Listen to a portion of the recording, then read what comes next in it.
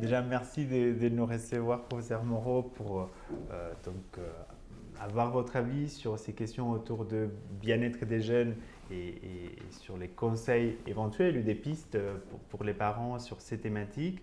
La première question est très ouverte et je peux la formuler comme comment les parents peuvent prendre soin du bien-être de leurs adolescents. Eh oui, c'est bien une fonction parentale que de prendre soin de ses enfants, et là tout particulièrement de ses adolescents. À l'adolescence, c'est pas si facile de le faire parce que c'est le moment où justement les adolescents vont commencer à devenir un peu les garants eux-mêmes de leur propre bien-être, d'une certaine autonomie, et puis soient capables même de se protéger. Et donc à ce moment-là, la fonction parentale, c'est de créer les conditions pour que l'adolescent soit capable de bien s'approprier ça. Comment, au fond, d'abord je m'occupe de moi, de ma santé, de mes envies, de mon bien-être. Comment je me mets dans les conditions pour le faire. Comment je ne prends pas trop de risques aussi, parce que on sait que ça, c'est la question du risque à l'adolescence est très importante. Donc, et comment je me protège quand il y a quelque chose qui ne se passe pas comme ça devrait se passer. Par exemple, je ne sais pas, les relations avec les autres, c'est pas toujours évident. Des fois, c'est violent pour moi, ou c'est difficile, ou moi-même, je me mets en position de violence. Donc, le bien-être, c'est bien sûr le bien-être par rapport à soi, c'est par rapport aux autres et par rapport au monde. Donc, si je suis en difficulté par rapport aux autres, eh bien, ou que je fais quelque chose qui va me faire du mal, comment je fais pour eh bien, est-ce que je peux en parler à mes parents? Est-ce que je peux en parler à quelqu'un d'autre? Est-ce que je peux comprendre pourquoi moi je me suis mis dans cette situation et que ça me fait mal? Donc tout ça, c'est des choses que les adolescents doivent intégrer, doivent expérimenter et trouver aussi leur propre manière à eux d'assumer ce bien-être.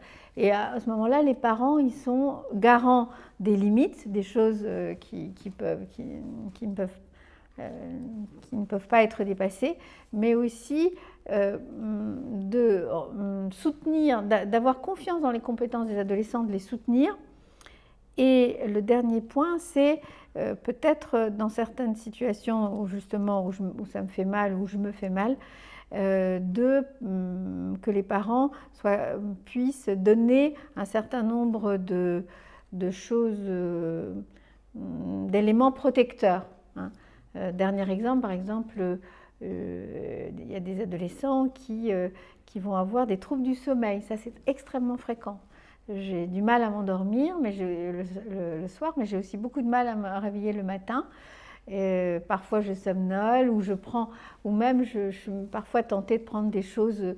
Par exemple, je sais que si je bois un petit peu, je m'endors mieux, même si c'est une illusion, mais quand même, j'ai l'impression que quand je bois un petit peu, je m'endors. Et je m'endors mieux, ou que je fume quelque chose, d'ailleurs, éventuellement d'interdit.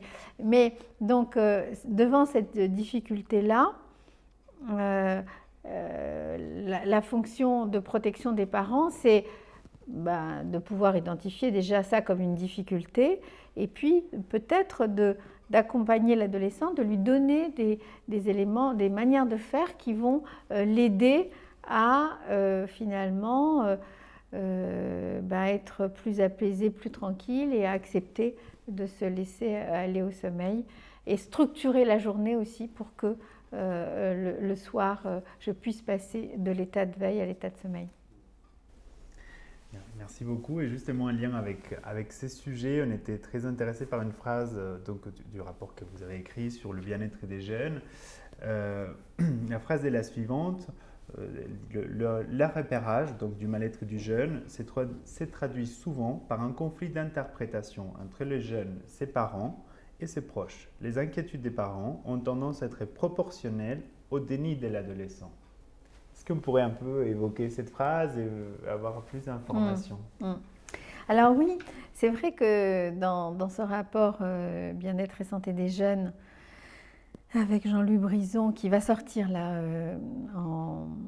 en livre ces jours-ci chez Odile Jacob, on avait été, parce que pour faire un rapport, on voit beaucoup de monde. Donc on voit des adolescents et des représentants des adolescents, on voit des parents, des représentants des parents, on voit des institutions et tous leurs représentants. Et sur un certain nombre de sujets, on se disait que, alors que ces trois partenaires, ados, parents, institutions, en particulier l'école, mais aussi les institutions de soins, en gros, tout le monde a à peu près le même objectif, mais il y a des vrais malentendus. C'est-à-dire que des choses qui sont vécues par les adolescents, les adultes les ont oubliées, les adultes les ont peut-être refoulées. Bon. Les institutions, qui pourtant sont des institutions qui s'occupent de ces adolescents, ne prennent pas assez en compte le fait que c'est des adolescents et qu'à cet âge-là, dans cette période de transition, on peut avoir des préoccupations, on peut avoir des envies, on peut avoir des besoins qui sont différents de ceux des adultes et des institutions et que c'est nécessaire dans cette phase-là, mais qu'il y a une sorte d'oubli collectif de tout ça et que du coup, avec les meilleures intentions du monde, effectivement, on se retrouve confronté à trois interprétations quasiment différentes et évidemment, il y a des conflits à qui sait mieux, mais surtout, il y a qu'on ne répond pas à la difficulté, par exemple, de l'adolescent. Je vais prendre un exemple. Le rapport des adolescents à l'école. Globalement, aujourd'hui, un certain nombre d'adolescents ont une sorte d'amour déçu par rapport à l'école. C'est-à-dire que ils aimeraient bien être heureux à l'école, ils aimeraient bien réussir, ils aimeraient bien pouvoir faire des tas de choses parce qu'ils ont des rêves dans la tête dont parfois ils n'osent même pas dire leurs rêves. Mais ils arrivent, ils sont confrontés à la réalité de l'école, du savoir, de l'apprentissage et des modalités que nous avons de notre école, eh bien, ils n'y arrivent pas. Et très tôt, ils peuvent être blessés par l'école. Ils peuvent être, endoloris par ça. Mais bien sûr, ils ne vont pas dire ça comme ça. Ils vont souvent, pour un certain nombre d'entre eux, ils vont s'affronter à l'école ou alors, vous le savez qu'il y a une épidémie de phobie scolaire, hein, donc ils vont ne plus pouvoir aller à l'école tellement ils sont blessés quand ils vont à l'école. Et quand ils vont à l'école et qu'ils sont blessés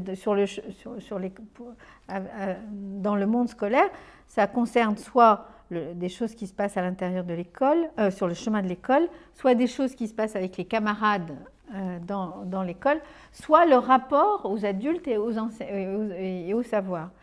Mais donc, ces adolescents qui ont des grands idéaux dans la tête, qui ont des grandes envies, leurs parents qui ont des grandes attentes vis-à-vis de ces adolescents, parfois excessives ou parfois ne tiennent pas compte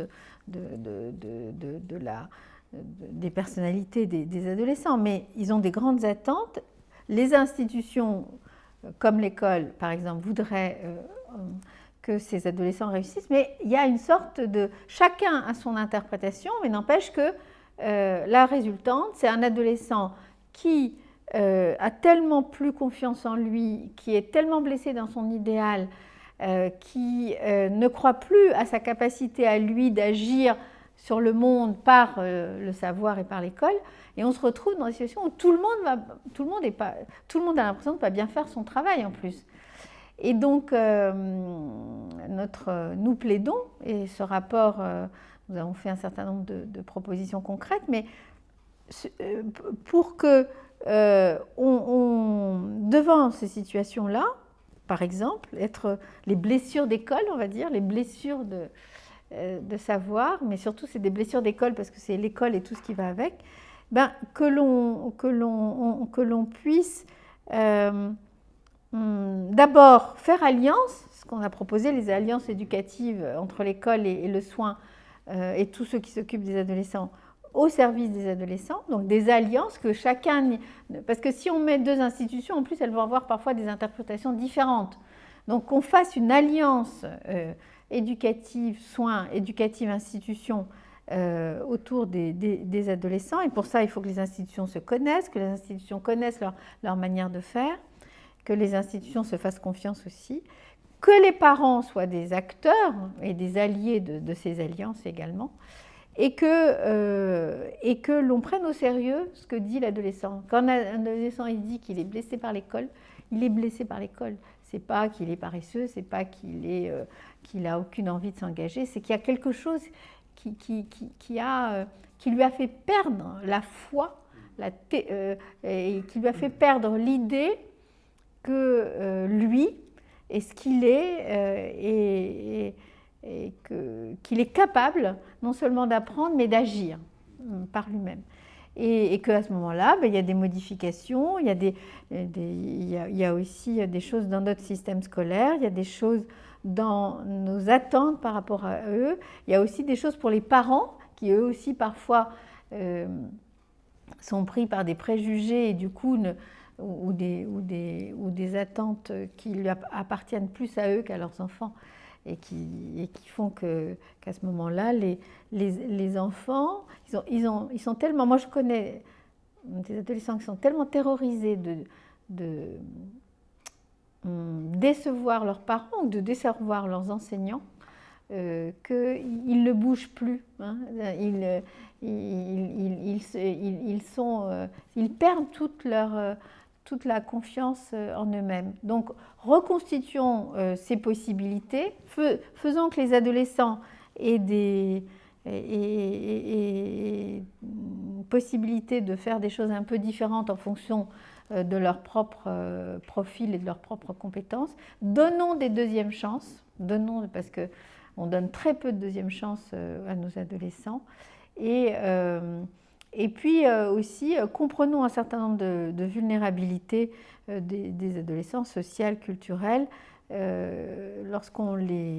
a maintenant beaucoup de littérature, beaucoup de compréhension de tout ça, et on devrait pouvoir justement faire en sorte que ces situations de vulnérabilité soient compensées, enfin en tous les cas que l'on donne plus de chance à ceux qui ont un plus grand poids, une plus grande vulnérabilité sur la tête.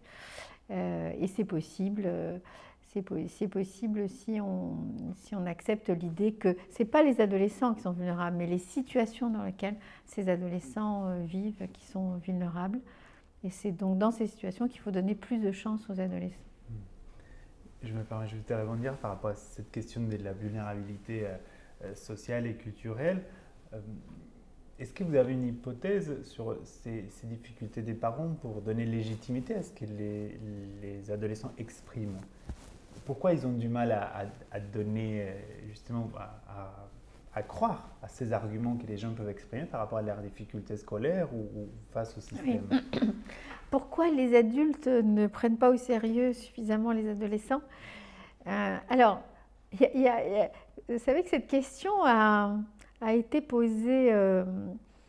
vous connaissez le pragmatisme des études anglo-saxonnes, et dans une étude anglo-saxonne, il s'était posé, américaine, il s'est demandé pourquoi les adultes ne prenaient pas en compte sérieusement les propositions, les idées, les engagements des adolescents. Et une de leurs réponses avait été que, en fait, lorsqu'on devient adulte, on a une amnésie de notre adolescence. C'est-à-dire que, devenu adulte, on modifie l'adolescence qu'on a eue. Soit on la considère comme beaucoup plus révoltée, etc. Soit, au contraire, on l'assagit totalement, ça dépend.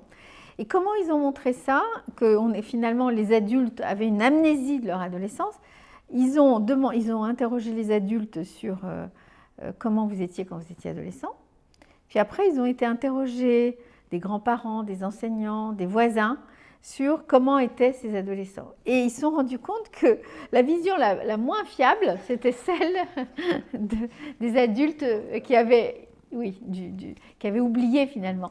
Et alors, qu'est-ce qu'on peut tirer de ça? C'est de se dire que d'abord, et ça Winnicott le disait aussi, il faut être, avec nos adolescents, il faut être très authentique, très sincère, et essayer de les prendre au sérieux au sens de se dire, de dire s'ils pensent ça comme ça, s'ils vivent ça comme ça, si effectivement ils ont mal, alors qu'ils ont tout pour être heureux, eh bien, c'est sérieux, quoi. Il faut comprendre, voilà. Ça, c'est parce que, et de se dire, moi je suis adulte et c'est comme si j'étais déjà dans un autre monde et que la logique de ce monde-là, je ne la connais pas. Mais peut-être que je peux me laisser affecter par les adolescents. Donc ça, c'est un premier point. Et le deuxième point, c'est que comme les adolescents, ils sont... comment dire, ils sont en phase ils sont plus enfants, ils sont pas encore tout à fait adultes, et ils se comportent pas totalement comme un adolescent, comme un adulte, pardon. Et donc ils peuvent par exemple dire vraiment moi je suis désespérée là, je rate tout ce que je fais. J'en ai vu des comme ça qui disent des choses graves, mais qui 3 minutes plus tard peuvent sourire ou peuvent aller boire une bière avec ou faire aller se promener avec un camarade. Et du coup, nous on considère que comme ils ne sont pas abattus, ce qu'ils disent n'est pas sérieux. Mais non, mais c'est parce que c'est des adolescents et que, bien sûr, c'est des conflits, c'est des choses qui s'opposent à l'intérieur.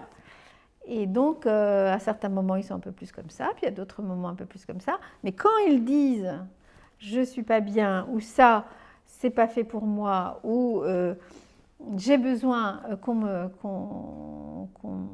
m'aide à telle ou telle chose, c'est authentique. Et être authentique nous-mêmes, c'est reconnaître leur propre authenticité.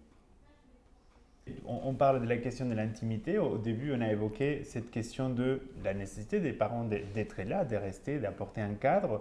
Mais quelle posture adopter entre une nécessité d'accompagnement sans trop envahir? Oui, la question importante, effectivement, à la fois de la distance et de la nouvelle distance à l'adolescence entre parents et enfants, et puis celle de l'intimité et du corps qui va avec, même si l'intimité, ce n'est pas que le corps. Mais... Alors oui, ça c'est une chose difficile pour les parents parce que c'est aussi difficile d'ailleurs pour les adolescents, mais les adolescents vont se transformer plus ou moins brutalement, mais quand même, pour les garçons en particulier, mais ça peut être vrai aussi pour les filles, mais pour certains adolescents, c'est d'une brutalité extrême. Moi, j'ai des adolescents qui me disent, le matin, quand je me réveille, je ne me reconnais pas, quoi, parce que j'ai le sentiment d'avoir changé depuis la veille. Et donc, eux, ça leur fait un effet de métamorphose, avec des transformations corporelles, psychiques. Mais encore plus que leur propre transformation, c'est la manière dont les adultes les regardent qui peut poser problème.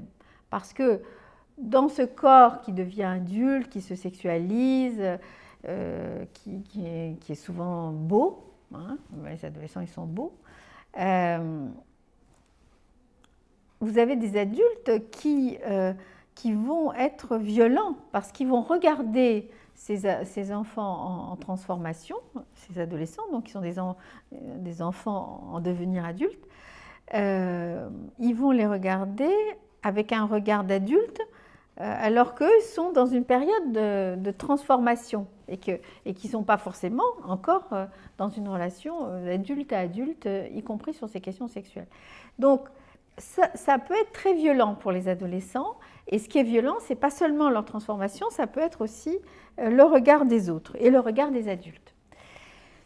Et donc, face à ça, les parents vivent la même chose. Ils vivent la transformation de leurs enfants. Transformation qui veut dire aussi d'ailleurs qu'eux vont être mis dans une position de grands-parents, en tout cas dans une position de seconde, et que c'est eux qui vont devenir ceux qui l'accès à la sexualité au sens un peu fantasmatique du terme, mais aussi l'accès à la maternité, à la paternité et à la transmission de la vie, à la transmission transgénérationnelle. Et donc, les adolescents, au fond, prennent la place de leurs parents. Les parents ont du mal à se détacher d'une position, c'est toujours un peu difficile, c'est toujours trop brutal. Ils étaient enfants, ils nous embrassaient, on jouait, on se touchait, tout ça. Puis alors tout d'un coup, il ne faut plus les toucher, il ne faut plus les embrasser, ou en tous les cas avec distance. Les parents peuvent eux aussi avoir un sentiment de non-préparation de violence. Et donc, et pourtant, il y a un enjeu majeur, c'est que dans cette phase de transformation, dans cette phase d'expérimentation, dans cette phase de rapprocher avec d'autres que les figures parentales, les figures amoureuses, les figures amicales, les adolescents ont besoin plus que jamais d'intimité, de distance, d'une distance bienveillante, mais de distance. Effectivement, qu'on n'aille pas dans leur chambre, qu'on n'aille pas dans leurs journaux intimes ou dans leur correspondance ou dans leurs tweets ou dans leurs accès à Internet, etc.